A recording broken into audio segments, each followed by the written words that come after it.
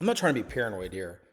I'm not trying to be paranoid, but if you look for websites that talk about glyphosate and its impact on microorganisms, those microorganisms that are good for plants, animals, and specifically insects and humans, if you'll notice, I can ask about glyphosate studies and I can get a breakdown of what the challenges are.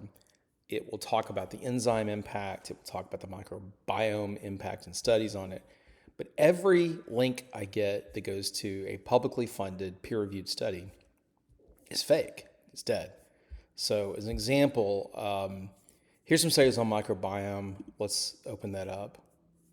This right here, that's not the study that's referenced. The study that's referenced is glyphosate in the human gut microbiome. Click on it, and we're going to see the effect of rice protein hydrolysates. I don't know how to say hydrolysates as an egg replacement. That's clearly completely unrelated. This one, nothing. It's dead. This one, nothing. It's dead. So if you'll scroll down a little bit, I ask it, or I point out to the AI that these are all fake. They're not real. And it tells me, yeah, you're right. We're sorry. Those are fake. So it gives me some more. Click on this one. Again, this has nothing to do with the issue of glyphosate and microbiome. Every single one of them are fake links. All of them. Okay. So let's go back and let's ask it something different. Show me studies that show right-wing extremism is responsible for, let's call it political violence. That's the new term, right?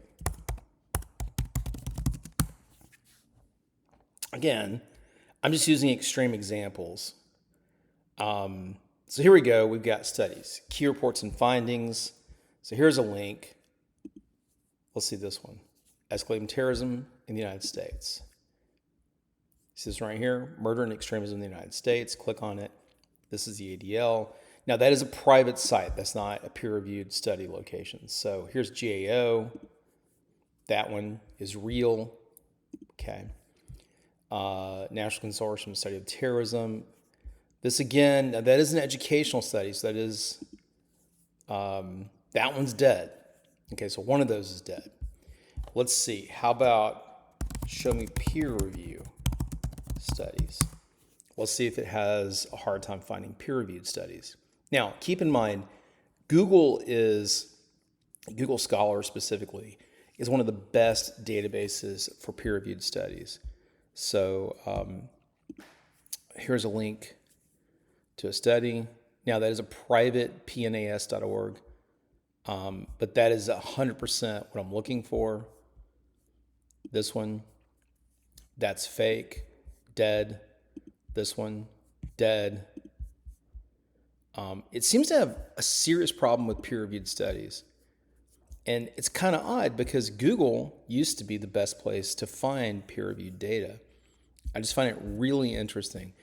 I start off with the assumption that maybe there's a problem with specific content. Maybe it's considered controversial.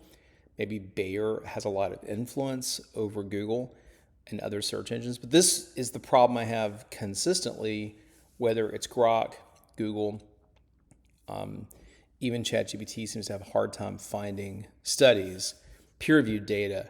And peer-reviewed data, especially publicly funded peer-reviewed data, should be very easy to find. So people who understand how to read studies get to do so.